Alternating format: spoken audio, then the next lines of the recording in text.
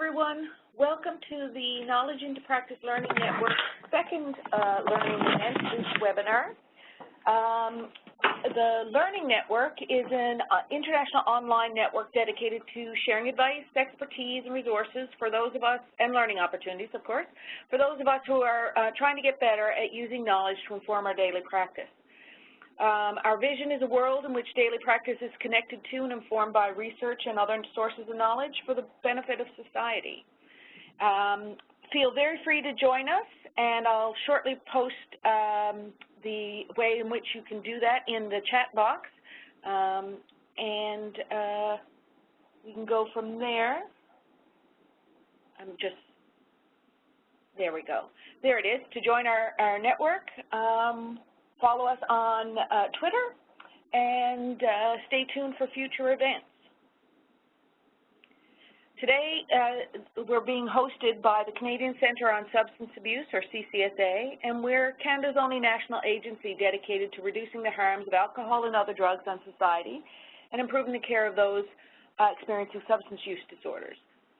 One of our strategic functions is knowledge mobilization and to expand the reach and adoption of new and emerging practices in the field of substance use in Canada and broadly.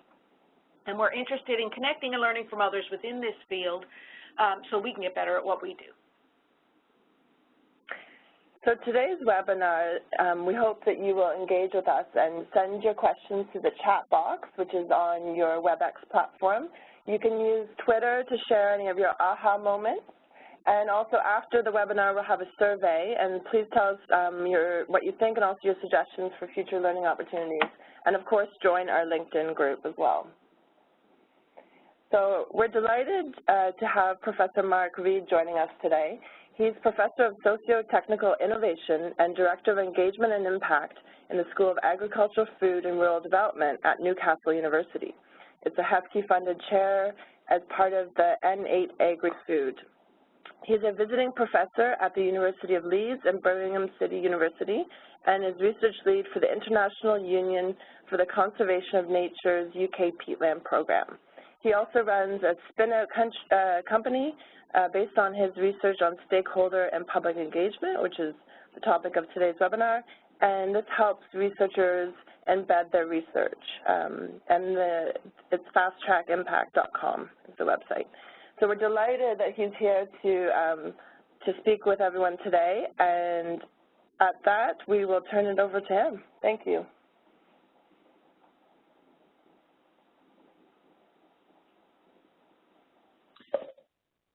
Hello, everyone. How are you all? I hope you're having a very pleasant day wherever you are in the world. It's a pleasure to be here with you and to be able to talk to you about some of my latest thinking on stakeholder and public engagement. Much of my work, as you may be aware, is in the environment area. What I'm hoping to do with this paper and my talk is to go well beyond that environment context and to share with you some insights that I hope will enable all of you to go out into whatever contexts you are working in and design participatory processes that genuinely work, that achieve your goals and, most importantly, benefit the people that you are working with and for.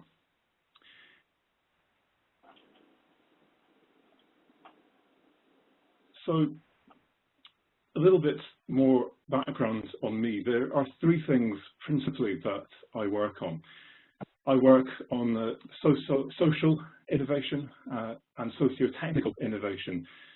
I work on research impact, trying to understand how it is that we generate and often co-generate new knowledge, new ideas with the people who need those ideas, and why it is that some of those ideas get into policy, practice, public consciousness, or not, as the case may be.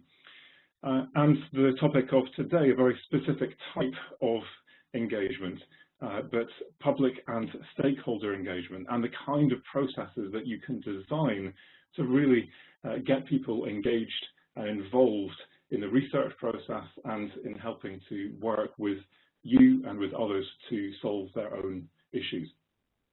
Most of my work takes place in agri-food systems, but I now train researchers from pretty much every discipline through my spin-out company, Fast Track Impact, as Jill mentioned earlier on.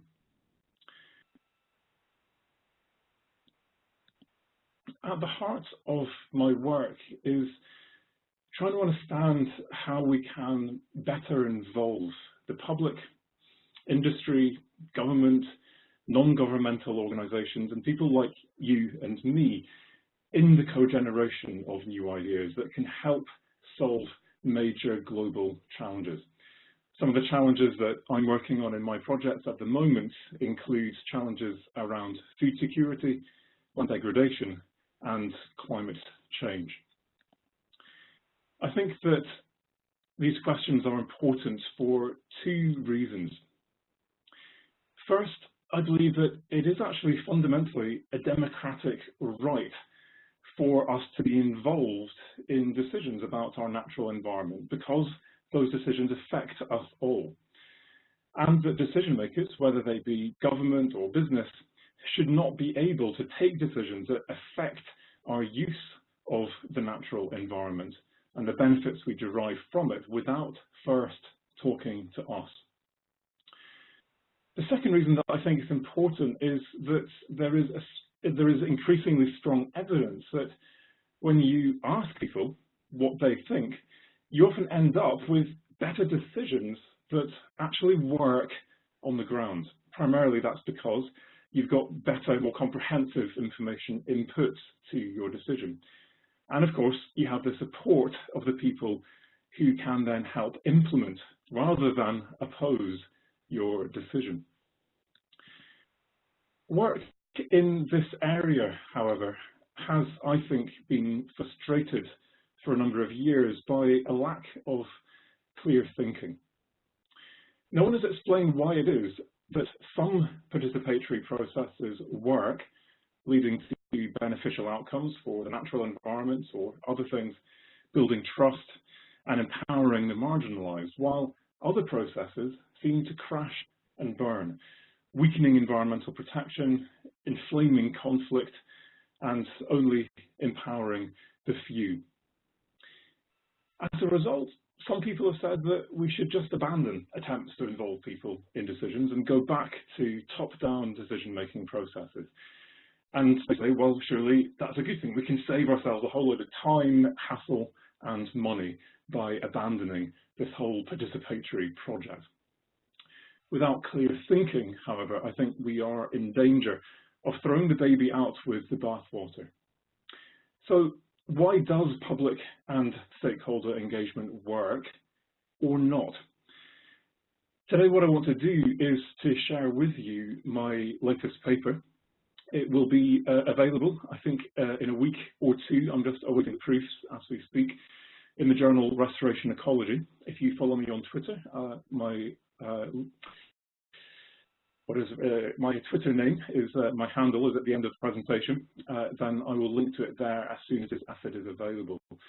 I've also sent the final submitted version to Jill, who can send this to participants as well. I have somewhat boldly called it a theory of participation, but don't be put off by that. By theory, I simply mean clear thinking.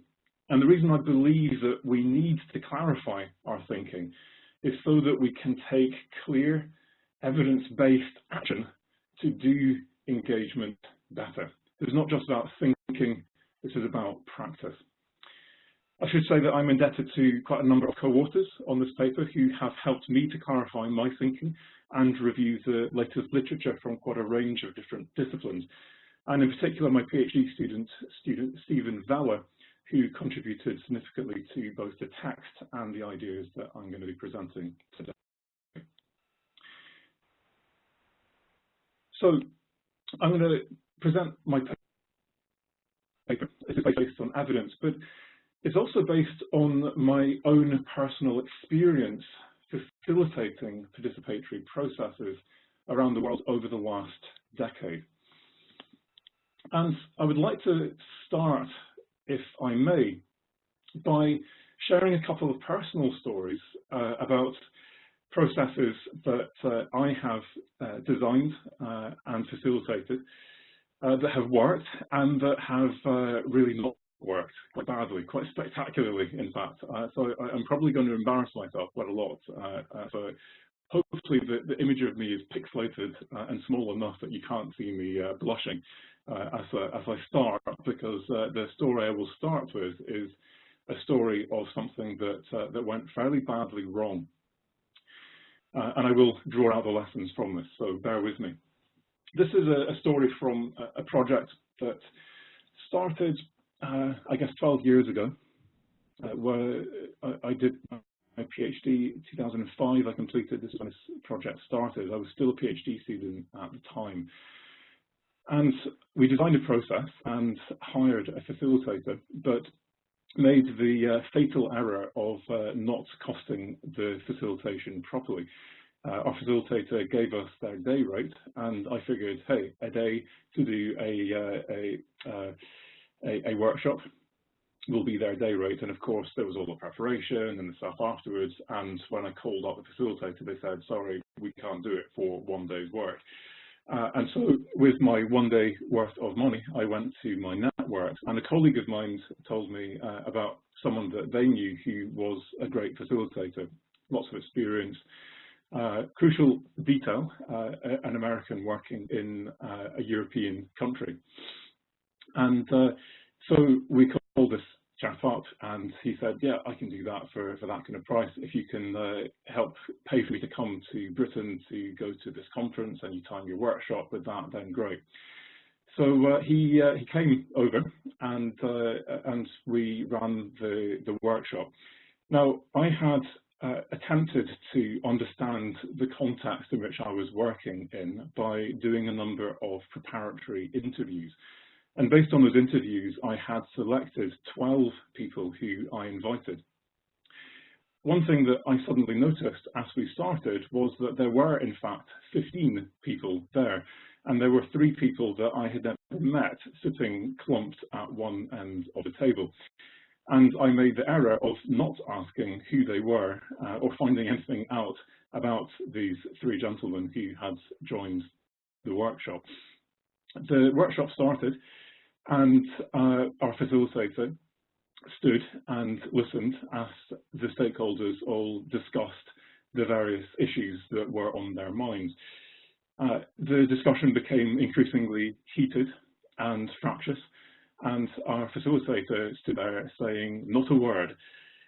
Gradually, people started to get slightly frustrated. People started pointing at each other. Voices became raised. And I could see that things were not going well at all, but the facilitator still just stood there with a thoughtful expression on his face, saying nothing. The time for the break came and went, and people were still arguing.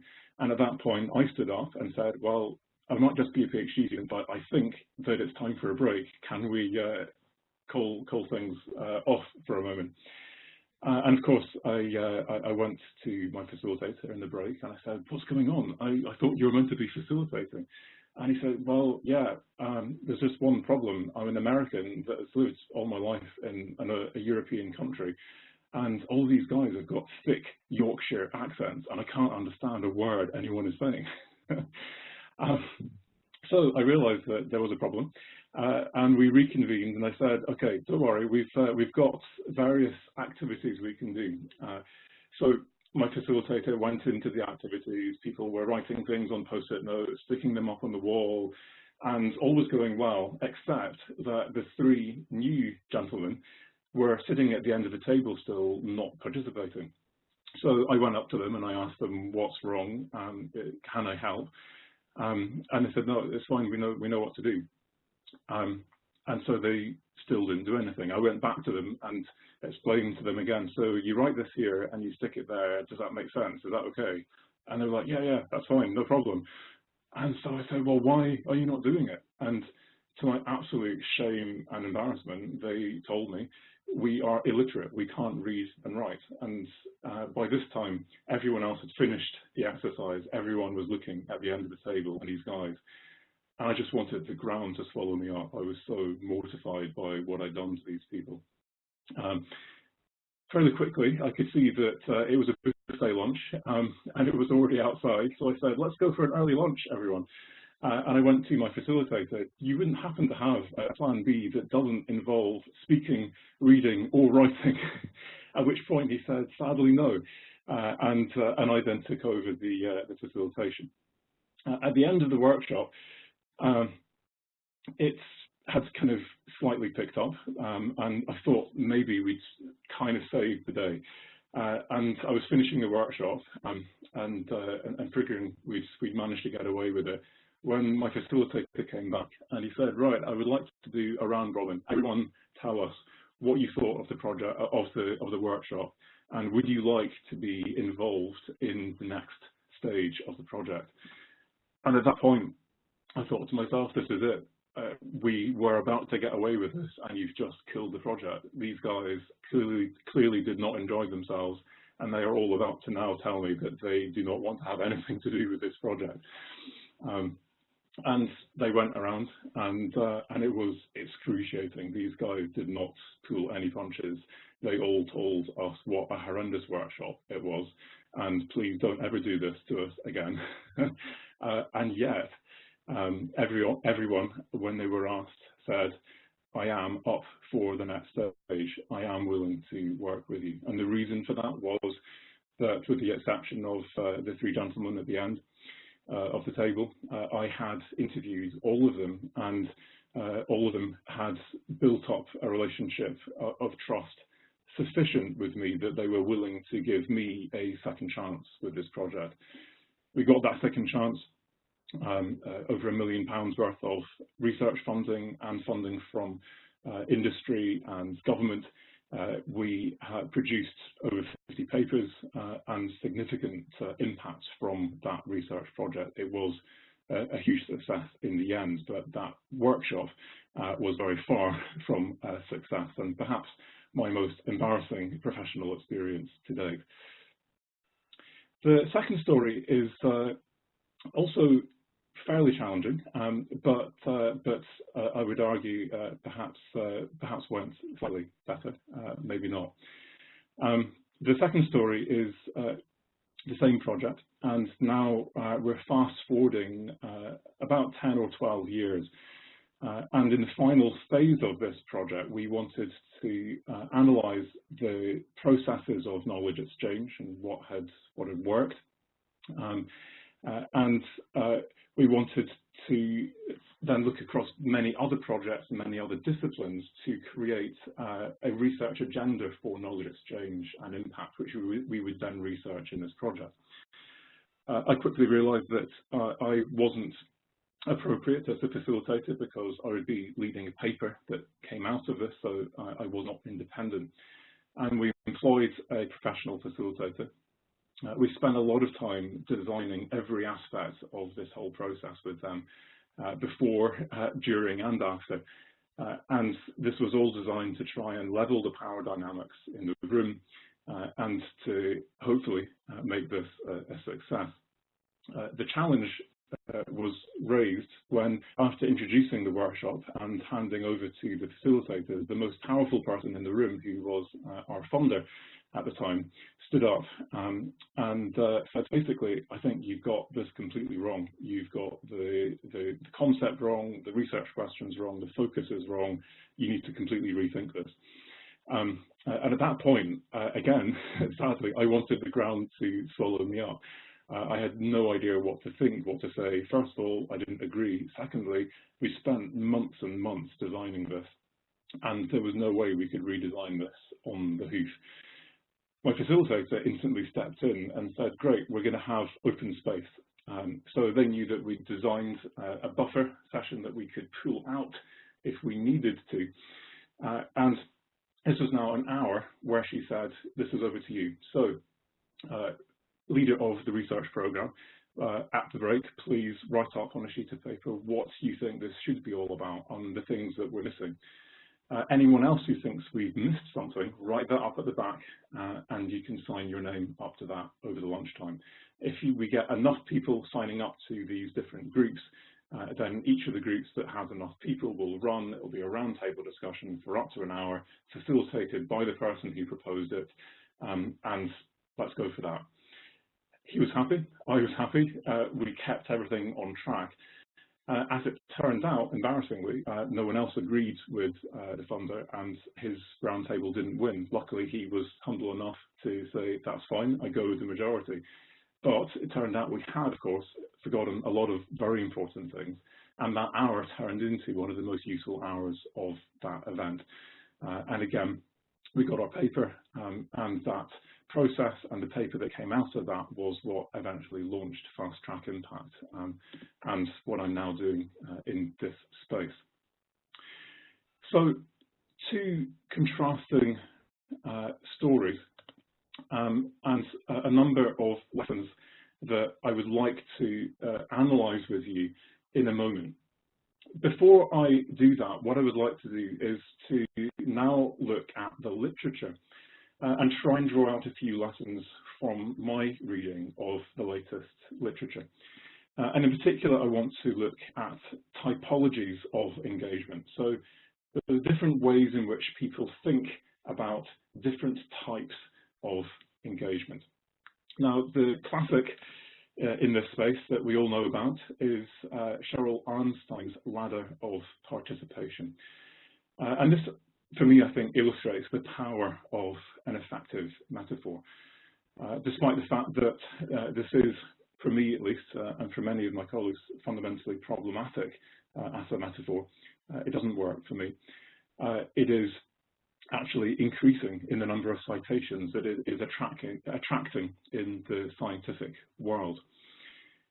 According to the ladder of participation, the approach that I took in that first workshop with gamekeepers should, in theory, have worked because I was close to the top of the ladder. Citizen control, delegated power, partnership, that kind of thing. This was a project that was attempting to be people power, co-producing our research questions with these guys. We really wanted to give power to these gamekeepers, farmers, conservationists, etc. That was the theory. And this was about working in partnership in the subsequent project to generate solutions. On the other hand, my workshop with knowledge exchange specialists was fairly far down the ladder. We'd got the funding for the project. We were going to publish a research agenda, no matter what anyone said, that was the plan.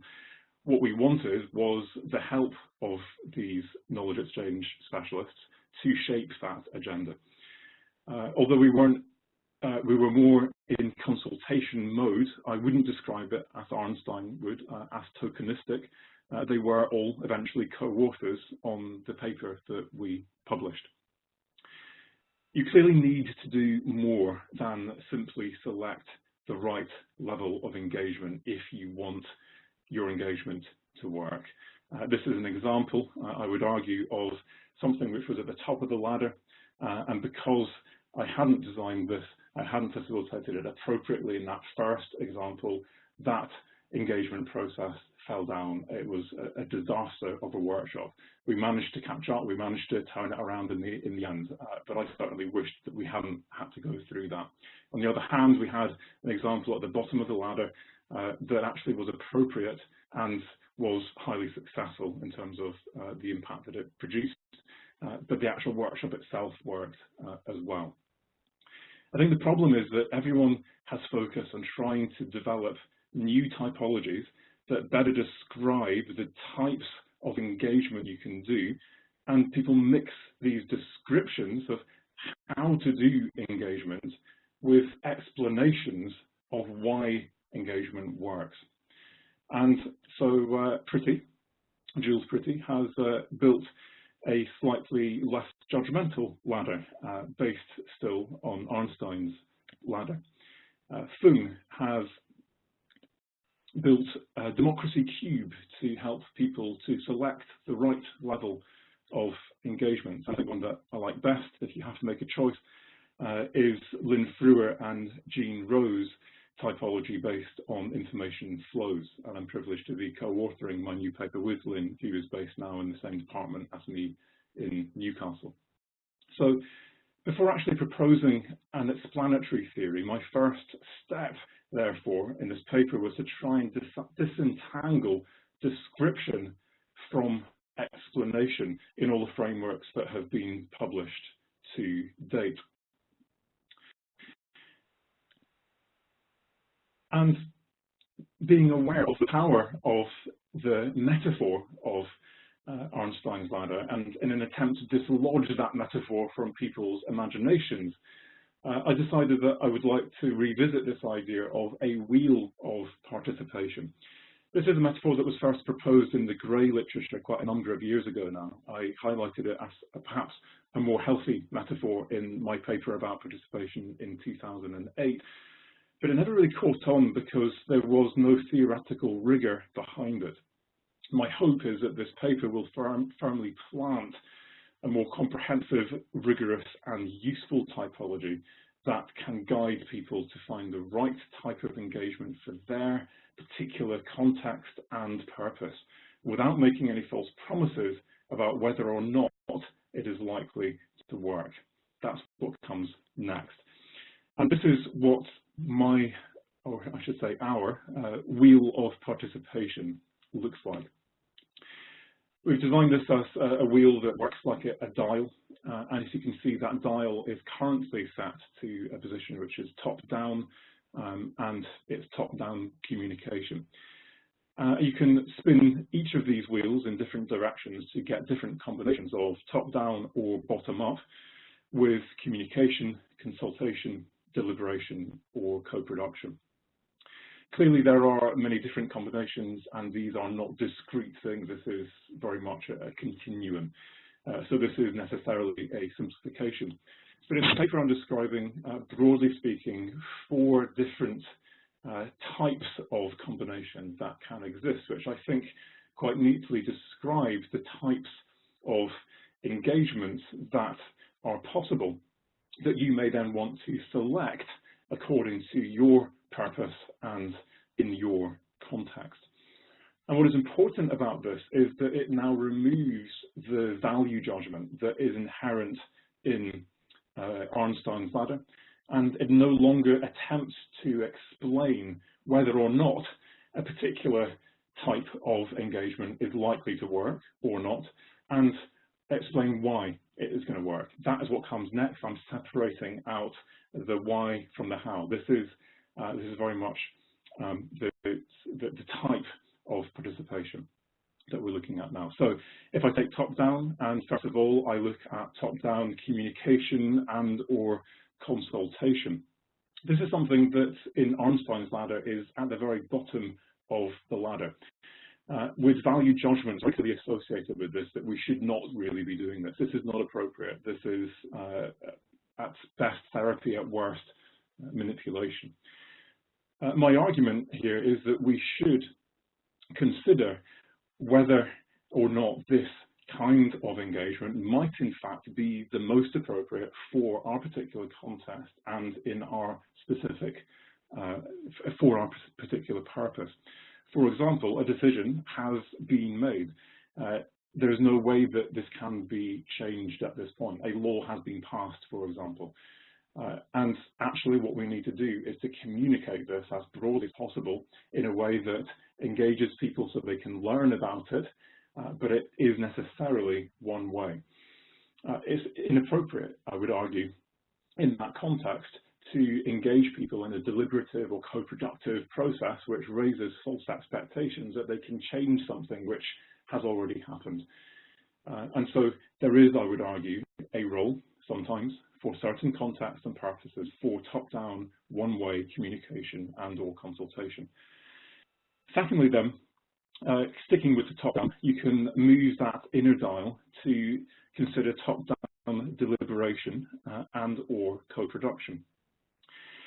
This is something that a lot of people would consider to be an oxymoron, something that in theory shouldn't go together.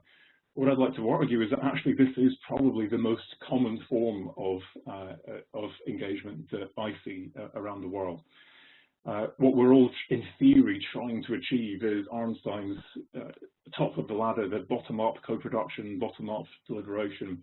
And in reality, very often, there is some sponsoring, some organizing body who actually designs, facilitates, funds, makes happen that whole process.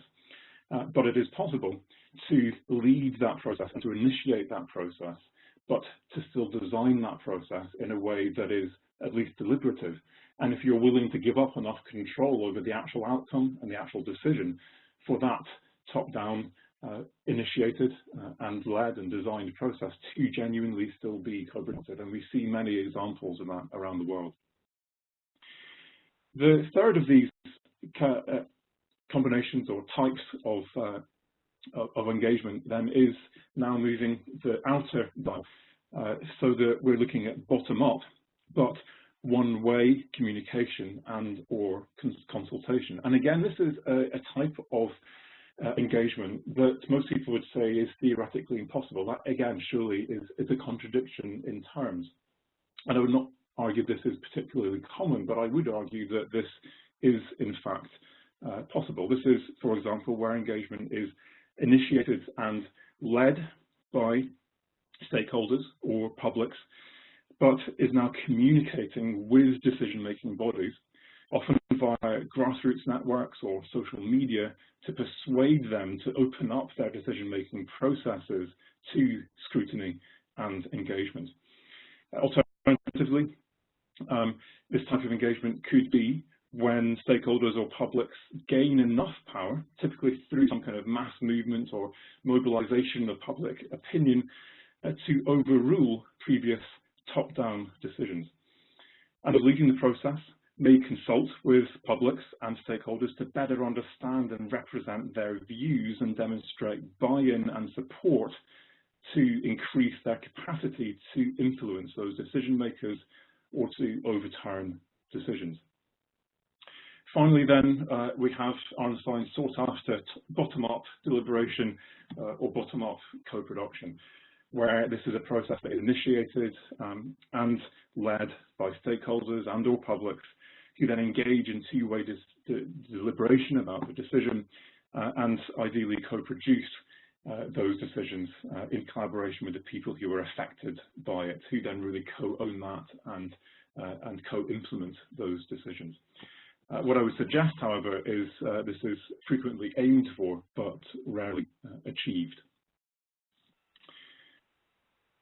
So that's my typology, the descriptive element of this. And what I try to do is to disentangle description from explanation.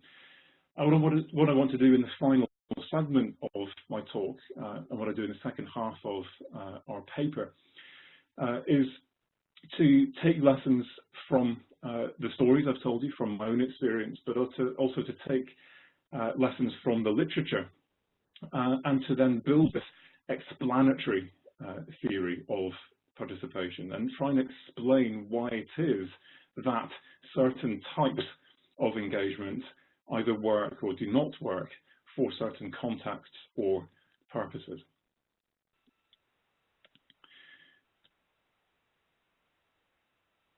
To answer this question, I started by studying examples of engagement from around the world. My colleague Jens Nevig from Leuphana University in Germany did a meta-analysis of over 300 participatory processes around the world. With him then I studied 20 of those processes in depth, looking at a single process as it was implemented across 11 different countries, and looking at very different approaches to engagement in 2 countries that were facing quite similar issues. Essentially trying to disentangle the role of process design versus context. We published our results earlier this year, and I'm showing you a screenshot here from my website, profmarkreed.com, where you can download the paper, or you can watch a video version of it, or just look at a briefing version.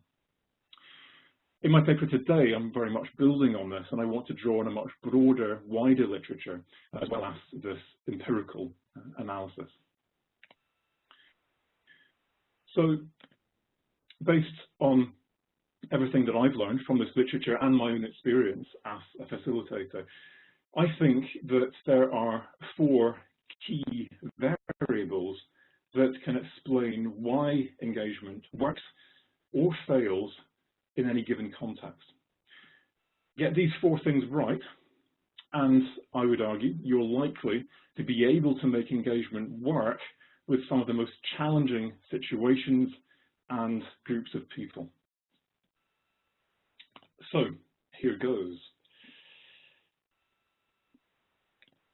4 factors which, in theory, explain the variation in outcomes from different types of engagements, and they are context, design, power, and scale. First of all, I think that there are a number of socioeconomic, cultural, and institutional contexts that can really influence the outcomes of engagement. Examples of specific contexts that might significantly affect the success of a participatory process include whether or not there is already a culture of participation. So, for example, some of my colleagues and I are currently working in former communist countries where actually that culture doesn't exist historically, and it can be quite challenging to work in a participatory mode. Another example of a specific context that could affect the success of your process is people's former experience of engagement. And if they'd only been to workshops like my first workshop and it was a disaster and they hated it and it was fairly traumatic, then sadly they're unlikely to come back for more unless you do a lot of sweet talking. And of course, things like available resources. Some contexts are, of course, more challenging than others. And if you want engagement to succeed, you need to understand and, as far as possible, adapt to your context. Second, I think that there are a number of process design variables that can increase the likelihood that engagement leads to desired outcomes. And I would argue that if you get the design right, then you increase the likelihood of success across pretty much any context. This is where my PhD student, Stephen Bella, and I depart to some extent. His thesis is taking this paper in a quite different direction to where I'm taking it. He's focusing very much on this first factor, context. But I think that there is compelling evidence that design is very important. In particular, we know that engagement processes that systematically represent relevant public and stakeholder interests and that provide transparent opportunities to co-produce outcomes based on multiple knowledge sources are more likely to deliver beneficial environmental and social outcomes. That's based on the work that I just cited previously that I did with Jens Navig and others. Reasons for this are, I would suggest, that engagement can enable learning and changes in attitudes and values amongst participants that make their acceptance of outcomes more likely, whether or not they agree with them. Engagement can lead to better informed decisions because you get a wider range of information inputs and you get more knowledge exchange happening. And thirdly, engagement can increase the likelihood that decisions are in fact implemented because the decision is more relevant to stakeholder needs and priorities, and the decision is more likely to reflect the views of those who have to implement it. Third, the effectiveness of engagement is, I would argue, significantly influenced by power dynamics and the values of participants and their epistemologies, the way that they construct knowledge and what types of knowledge they consider to be valid. Poor management of power dynamics, in my experience, is one of the most common reasons why engagement fails to deliver intended outcomes. You have the same process design in exactly the same way, in exactly the same context, but with a very different facilitator, managing the power dynamics differently, and you can get wildly different outcomes. Professional facilitation or mediation can significantly reduce the likelihood of conflict, and where conflicts have already started, it can help to reduce and resolve conflict by managing power dynamics between participants. And these are the techniques that are typically used to get this factor working in your favor rather than against you. Fourth and finally then, participatory processes work differently and can lead to different outcomes when they operate over different spatial and temporal scales. And this is something which is not talked a lot about in the literature, but I think that is still important to consider. There is very strong evidence that contextual values, such as preferences for one option versus another, can change over short timescales, but more deeply held values are only likely to change over much longer, sometimes even generational timescales. But spatial scale also matters. Engagement must be organised and conducted at a spatial scale that's relevant to the issue and to the jurisdictions or authorities or institutions that have the ability to tackle it. There's no point organising a national participatory process to decide where to put a park bench. And it wouldn't be legitimate to make national decisions with the exclusive engagement of the community who bought the park bench. It seems obvious, but actually designing your process to the appropriate spatial as well as temporal scale is really important if you want to achieve the kind of outcomes that you're looking for. So let me return, if I may, briefly to the two stories that I told you about. Oops, I forgot to show you the figure. I do apologise. So this is my figure. Let me talk you through the figure. So from left to right in this figure, we've got a low to a high likelihood of delivering beneficial outcomes from your engagement process. And on the left-hand side, first of all, we have a context which is ranging from challenging to conducive in terms of the existing participation culture, former experiences of engagement, and available resources, among other things. And clearly, the more conducive the context, the more likely you are to get beneficial outcomes. And very often this is about heavily adapting what you're doing if you've got a challenging context, or even not bothering yet if it's very challenging.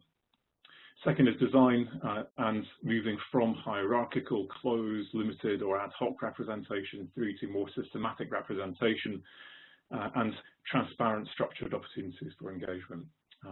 Again, with power, from unmanaged power dynamics to more effectively managed power dynamics, and from late and poorly matched scalar fit to early and well-matched fit to both temporal and spatial scales.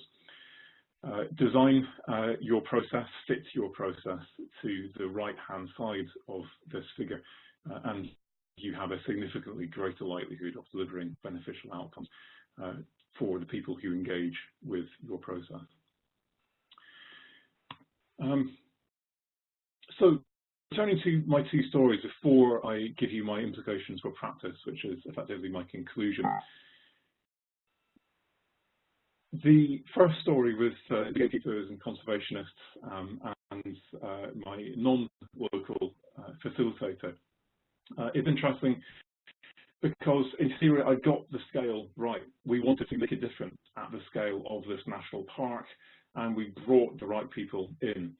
But the problem was that I hadn't researched my context well enough. I didn't even have an idea at this point, embarrassingly, that it was likely that there could be people who were illiterate. I had selected people that, for whatever reason, I'd got a fairly good idea were literate without explicitly realising this, and it turned out the guys I'd represented there, I'd invited, were okay, who could have worked with the design as we designed it. But the three guys who turned up uninvited, I didn't research in any way, and so that was a problem. And as a result, my design didn't fit that context. And of course, because of the disabling factor of the thick Yorkshire accent and the additional factor of some people being illiterate, it was not possible for the facilitator to effectively manage those power dynamics, and that was why people got so irate, why the conflict erupted, and why people found this a fairly traumatic experience, which they really did not enjoy. On the other hand, the knowledge exchange workshop that I described, my second story, again, is the appropriate scale. This was a national scale project. We brought people from across the nation to develop this paper. We understood the context very well. We'd done a literature review, and we'd invited all of the key players that we found writing about this in the UK, and other key players from funded. So that was well done. And we spent a lot of time and a lot of money designing our process, and the way that it was designed was incredibly flexible, so that we were able to adapt to the context as it unfolded. For example, my facilitator suddenly taking a session out and using that for open space. And of course, her being there meant that the most powerful person in the room, when he stood up and tried to shift the direction of the day, which could have been disastrous without planning, she was able to manage that situation because of her skills as a facilitator and the plan B she had stuffed up her sleeve. And this, for me, illustrates how you can apply a framework like this to actually explain why one workshop was the most embarrassing experience of my professional life, while the other was a workshop that everyone loved and that was hugely successful. I turned both of them round in the end, but ultimately, you want to know why things work. You want to know why things don't work, and ideally, you want to know why before you set out there, so you don't have those embarrassing experiences and you don't traumatize the people you're working with. And I believe that this theory can, if applied, help you to get that level of clear thinking to design your process appropriately and achieve what you want. So finally then, implications for practice. There are 5 of these. The first of these is that I think we need to take much more time to fully understand local context so that we can determine the appropriate type of engagement approach and then adapt its design to that context. So we go back to that wheel of participation, and we are now choosing the appropriate type for our context and our purpose. But we're doing that in full knowledge of the context that we're working in, and not just what we want to achieve, but what the people we're working with fundamentally want to achieve and co-produce with us. Secondly, I believe that we need to try and get all affected parties involved in dialogue as soon as possible, so that we can develop shared goals, and then we can, where possible, co-produce outcomes based on the most relevant sources of knowledge. Third, we need to manage power dynamics so that every participant's contribution is valued and everyone has an equal opportunity to contribute their knowledge to the decision and to the process.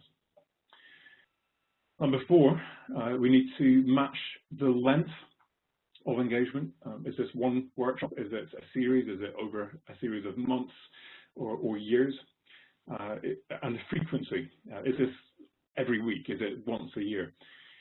And we need to match that length and frequency of engagement to the goals of the process, recognizing that changes in deeply held values, which often people seek to change because they often are a root of conflict, are actually likely to take much longer than changes in simple preferences if this is just a decision between A and B. And you may need to make time for that in your design. Fifth, and finally now, we need to match the representation of stakeholder interests and decision-making power to the spatial scale of the issues being considered, so that we've got the right people in the room who have decision-making power to affect change, and the decisions that we make are fundamentally legitimate based on who has been involved in them and can actually be deployed at the relevant scale to make the difference that that people want to see. So I will leave that slide up in a moment, but if you want to find out more from me, this is my email address. You can follow me on Twitter and look at what I do holistically at Prof. Mark Reed on Twitter or .com. And you can find out more about the training that I run, and I have a free training course online that you can sign up to if you just go to Training and for Researchers. And lots of other resources, including my podcast, my free open access magazine on impact, and lots of other things, templates, examples of good practice, etc. So do check that out. Check that out if you're interested.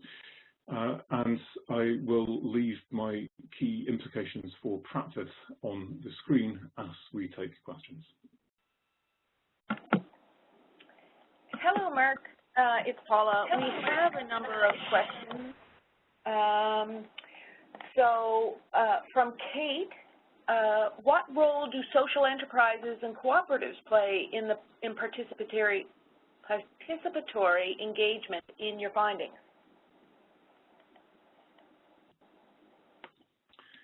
Good. So I would suggest that what we're trying to do with this is to create something which is as generalizable as possible. And so in theory, you should be able to take this, whatever your role is, to affect change. So, for example, I would describe Fast Track Impact as a social enterprise. I'm using business to affect social change and to change the way that researchers around the world generate and share knowledge so that their research can make a difference. And the theory that I developed, the clear thinking I hope that I proposed here, is something that I'm using in Fast Track Impact to try and make sure that the processes, the activities, the interventions, the products that we design reach out to our specific target audiences and meet their needs and their priorities. And then together we move forward in what I hope is increasingly a movement and a grassroots movement to affect change when it comes to research impact. I've increasingly over the years grown skeptical about the speed, at least, but in many cases the extent to which governments and intergovernmental processes can affect large-scale change. I still engage very regularly with a number of different governments, UK, internationally, and a number of UN processes. But at the same time, I think that very often using things like social enterprise and cooperatives and going truly from the bottom up, you can actually affect change in a much faster and more radical way than simply trying to influence governments and big political processes, which are by their very nature hard and slow to turn and fickle in terms of changing governments and political priorities. Thanks, Mark. Another question from David is, if co-production is ideally equal or at least equitable with shared roles of the bottom-up, top-down thing, fixed in the middle, and by fixed in the middle he means kind of to indicate that this would be a goal of the stakeholder engagement process. I'm not sure I'm doing justice to David's question. How fixed is it? Yeah, I'm sorry, I don't understand the question. All right. Can you try and repeat? Go, David, ask the question. David, perhaps we'll unmute you and you can ask the question. Sorry, I'm not doing justice to your question. Thank you. Hi there, can you hear me? Yep. Great. Yes. Hi, Mark. David Phipps. The question was about the positioning of the co-production as a movable element in your top-down, bottom-up model. And the question is, if the goal of co-production is to have equal or at least equitable participation between top-down and bottom-up forces or actors, then should the co-production, what do you think about fixing the co-production button so it's not movable, but it's actually in the center? So whatever degree of influence you have, top down, bottom up, the co-production is in the middle as a goal. Yeah, that's an interesting idea.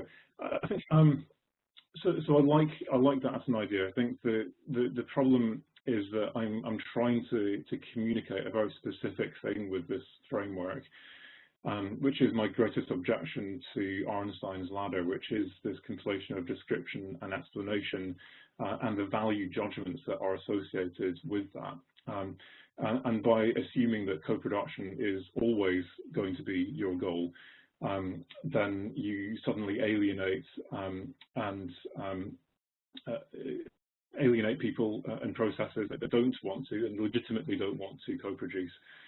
And I think that I can see a number of situations where that could be the case. So many public engagement activities, I think, can have elements of co-production within them, elements of deliberation and consultation, but actually fundamentally they are actually about communicating complex concepts in simple ways that inspire and enrich people, and the goal is in fact legitimately communication rather than co-production. And so if that is your goal, then great, I would put it in the middle there. But what I'm trying to do is to try and dislodge the ladder by replacing it with a wheel that is no longer value laden, that is value neutral.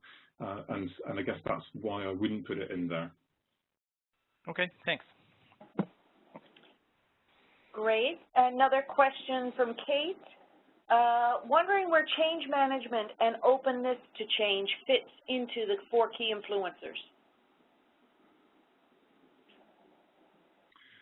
4 key influencers, meaning the 4 key types of engagement? The power, the 4 key variables, the context, design, power, and scale. Okay. So what is the role for change makers, facilitators within each of these? Yes, change management and change readiness. Yeah. Yeah. I'm sure that others will be able to answer this better than I. My belief is that there is a role across all 4 of these. The context is a thing that you can do very little change often, but what you can do is understand that context, and the first part of most change management processes is understanding where we are now in relation to where we might want to go, and depending on what you find there, you will then adapt what then follows. And for me, having someone who has experience of facilitation, of mediation, of change management can be a real game changer when it comes to designing a process that really does achieve everything that you need. And then it's not just about having a well-designed process, but having someone at the helm who can take that design and really make it work for you. And of course, the biggest danger is that your power dynamics go wrong, and no matter how good your design is, it all falls flat. One part we had this kind of scale fit as part of design, and we pulled this out as something that we felt was generally neglected and ignored in design to try and make it something separate and to raise its profile. And I think that this emphasizes the fact that this is about a process rather than an event or a day or a workshop or an intervention. It's about a broader process, and you need to have your eye on the different spatial scales within which you are nested, and what might happen over much longer time scales if you want this to work, and make sure that that is matched to your purposes. And of course, the change maker, the facilitator, the mediator can play a big role in helping to make sure that that works. So we do need skilled people who can work with this. My sense is that there are a whole plethora of people out there who have these skills. Much of what I've talked about is implicit. What I hope to do with this is to take these things which now, when it's spelled out, hopefully seem quite obvious, but to codify that in a way that is simple, communicable, and can then be easily put into practice so that we can start to make it more likely that things actually work rather than fail. Great, thank you. We've got a question from Sarita. I hope I've done justice to your name. How do you see decentralization in developing countries influencing participation?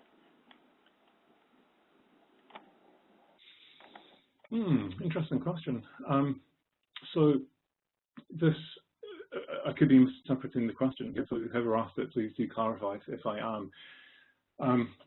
One of the things that we've looked at in the literature is looking at the deliberative democracy literature and civic participation, and absolutely, I think that there is a role for decentralization, and yet at the same time, this is for me one of the challenges of this as an approach.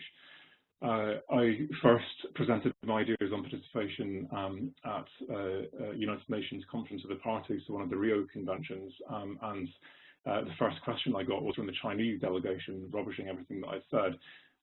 You'd have thought I'd learned my lesson. I then went to a Ford Foundation funded workshop with researchers from China, which it turned out was trying to convince Chinese researchers that they should be promoting participation. And again, it became clear how politicized participation is because of its links and its roots in deliberative democracy.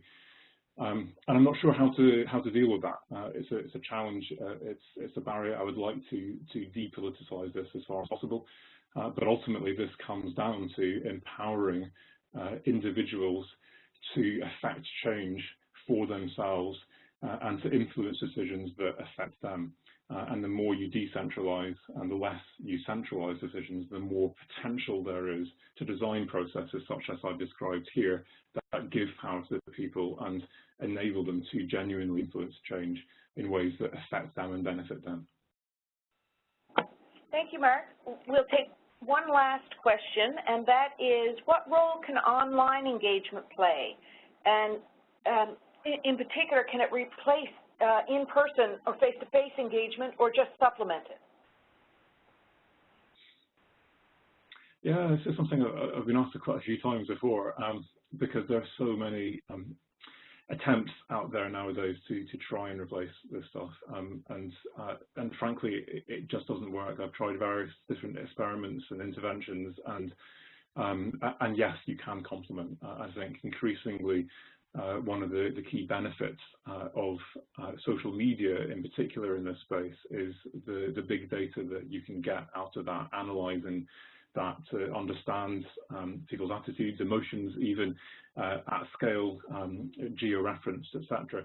But of course, there are huge biases inherent in that in terms of the user base of those technologies. And in particular, when it comes to the management of power dynamics and things like that, if you want to have anything other than cursory engagement, real in-depth engagement, then actually being able to read all of that body language and to give power to the voiceless and to manage the more problematic individuals really does require you to be there in person. So I do think there are ways in which it can complement, but I think it is unlikely to ever replace. Thank you, Mark, very much for taking the time to provide this presentation today. We had a lot of interest in some chats on in the chat box, and for taking the time to answer those questions. If we receive other questions via Twitter or LinkedIn, we will share them with Mark and get back to you. And please, for folks on the line, complete our survey and let us know how we can improve our webinars. And the Survey Monkey link is there in the chat box. Thanks again, Mark. It was a pleasure. Thank you for the opportunity. Thank you. Good day, everyone. Thanks for joining us.